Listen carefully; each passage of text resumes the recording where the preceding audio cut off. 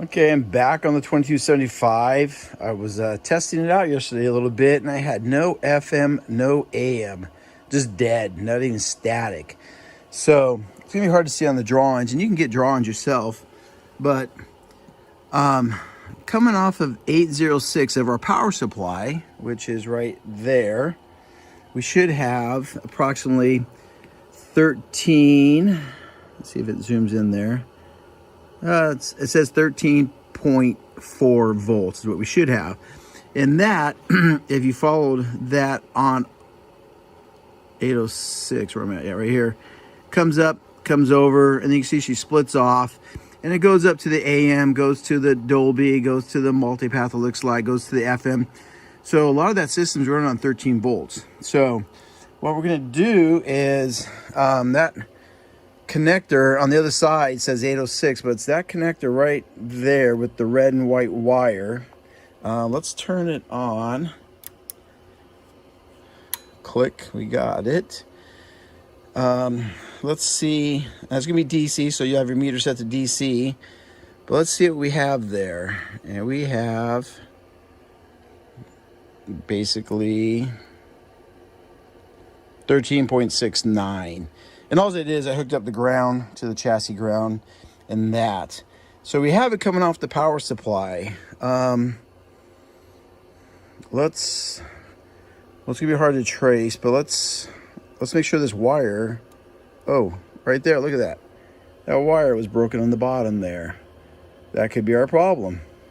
So yeah, so I was just gonna go through and start looking to where it daisy chained to, but that could be our issue right there. So I'm gonna start that back on and see what happens. But hey, another quick problem maybe. But yeah, if you're missing stuff, make sure you have a good drawing, and you can start following it out and seeing what you are supposed to have, and start on that power supply. Make sure your voltages are good. Like I said, we checked the 35 volts, but I didn't check anything else. So I'll be back. All right, so I resoldered that wire on. A lot of those are the twist with multiple turns, and you can buy the little tools. I have the little tool for installing, flip it around for and taking off the twist that like Marantz and Pioneer use. But that one, because it broke, I just put a couple wraps and soldered it. But let's see if we've got any sound coming out of just, I don't have it. I just hooked up one speaker. Let's turn the power on. Turn the unit on. Let's see, aux, phono, FM. Hey, well, at least we have static. So now it's working. So that was a quick fixer. But again, just shows you when you have these problems, read the drawings a little bit and trace them out, and see what you have. And like I said, start there at the power supplies. Check all your voltages coming out. I only did the 35 volt because I was just using the aux and the phono, and I did not look at the 13 or other voltages until I tried to use the radio. So that part's going. Hopefully that saves someone some time. I'll either add this on to another video that I've already got posted to number 3, or I'll make another short little video maybe when I have it set up testing, but a little troubleshooting tip there. So, all right, see you guys.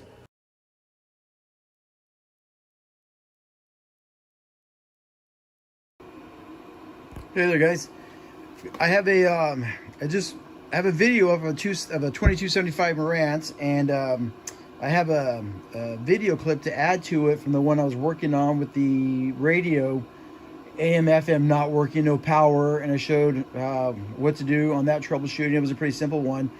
But then I had a guy over to buy some records this weekend, and he said he had a Marantz 2275 that had no right channel on the phono. But he said if you put it in mono, it worked fine. So I'm thinking, okay, it's down to this Phono Board right here.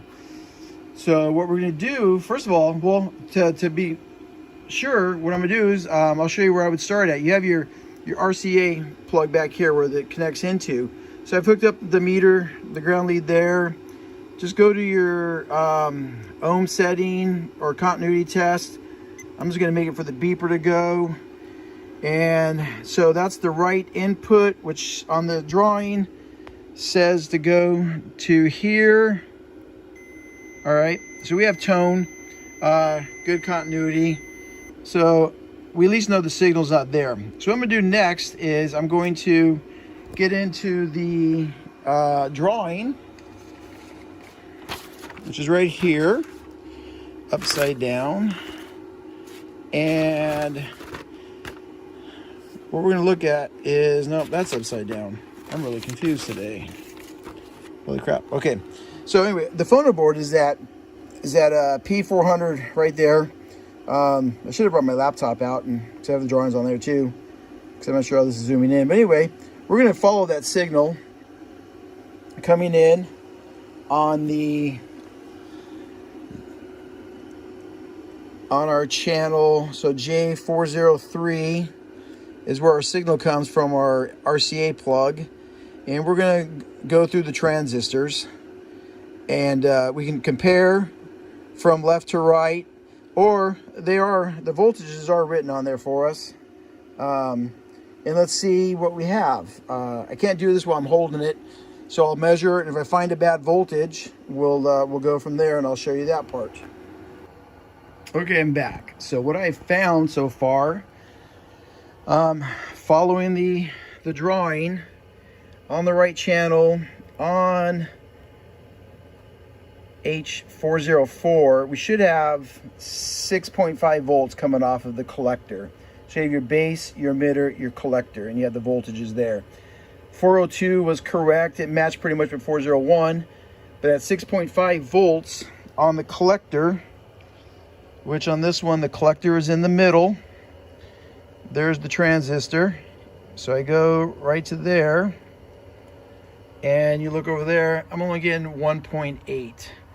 If I go back over to the matching side here, which is for the left channel, go to the collector, and we're getting our 5.6, so a little bit under 6 volts. So I will diagnose. I don't know if that transistor is bad or something else downstream is pulling it down. I'll do some more research, and then I'll show you what I find, because again, I don't have a stand to keep this as I'm doing stuff, so I'm just kind of going back and forth. Hopefully I'm doing the best I can. Thanks, guys. Okay, back again. We know that transistor H404 is not putting out at 6.5. I checked the resistor that is taking it to ground, the R404. It tests fine. What I'm going to do is, I have replacements. I'm just going to replace the transistors really fast on this. I'm going to make sure they're pretty matched. It calls for, on this H404, what does it call for? It calls for a 2SC 1344D transistor, or a HT 313442 alpha. Just because I've done the work before on these Phono boards, what I change them with, just from reading, is I'll go to the KSC 1845. I'm going to make sure that the pins are the same, the emitter base collector is the same, and like I said, I'll check them for the gain to make sure they're pretty compatible. I try to keep them within 5, maybe 10 digits on the compatibility there. You can see I've also used these for the 2SC 1775 alpha replacement. That might have been on a Kenwood that I was working on. I can't remember. But anyway, this 1845 is one that gets used a lot. These 1013s are good replacements. They replace a few different things.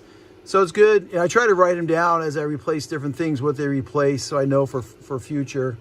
So something to look at as you're building up your stock on parts. So I'll be back. Okay, so I found a sleeve of my transistors here, and yeah, when you're bored, when you get them in, you can measure them out and see. So what I'm going to do is I'll probably take the 360 and 363, the 353, 355, the 41, and the 44. That's their HFE gains. I'll use those 6 for the replacements in there. That way they're pretty well matched. And yeah, then you always want to make sure you check. So like I checked the 1845, you know, it's an NPN just like the 1344 was. And the way it was situated in the board, it was an ECB, and this is ECB. Sometimes the emitter and base are different ways compared to the flat spot on the transistor. You kind of have that semicircle and then the flat. The one that I pulled out was only at a 250 gain. I'll check the other ones as I pull them out too. But I'm in there, so I'm just gonna replace them all for the guy. And then I told him I'd do the capacitors on there too. And we'll see if it gets working. I'll keep you updated. Okay, back.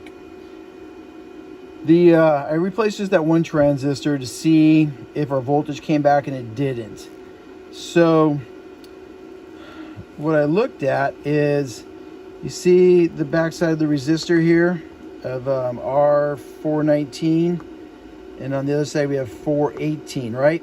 And if you follow this line, you can see this line comes up, joins up here, travels on down to here, comes down, and you keep following it around, and that's where our 35 volts comes in. 35 volts right there. So let's measure the back side and see that we've got 35 volts on each side, and then what's coming out the other side of the resistor here. So let's turn the meter back on. We're on volts DC. Let's turn the stereo on. Get a little click, there we go. So trying to do this so you can watch where I'm testing at. So here's our 2 transistors that we're looking at here and here. This is the good side, the left side. So coming on the side, we have our 33 volts. We'll go to the other side that matches that one. Right here, we have our 33 volts. So we got the same voltage on both sides there. Oh, that light's making it a pain in the ass. There you go. Coming out of this side, the left side, we have our 5.62 volts. And coming out of this side, we have 1.08. So I measured the resistor in the circuit, and it was measuring fine. So I'm gonna go ahead and pull that resistor out, remeasure it again. What does it say it's supposed to be? Just a 270K quarter watt. Somewhere over there I probably have some 270Ks. If not, I've got a box of brand new various ones here too. So let me get that, we'll test it, and I'll let you know what I find. Okay, I'm back after a bit of frustration, and I started looking at this board really close. That little blue jumper wire wasn't there before. I was looking at it, and someone at a shop down by the Seattle area had worked on this before. And anyway, I noticed that the 2 capacitors up here had already been changed on this Phono board. But I wasn't looking really close because I was looking downstream. And then when I was looking again, I noticed the capacitor lead was going from where its hole is at over to here. So I started looking really close, and I don't know if you can see it, but I was like, man, that solder pad is missing. So let me come back here. The part of the pad that would go from here over to this part was not there. There was no continuity. So I just put in a little piece of board wire, checked continuity, and I'm going to put it back down, and let's see what kind of voltages we have. Okay, so let's see what we have. We can check on. We were missing the 5 volts coming off of the H404 coming off of the collector. We weren't getting our 5 volts, which we can just measure on C4081 leg there. So let me turn it on.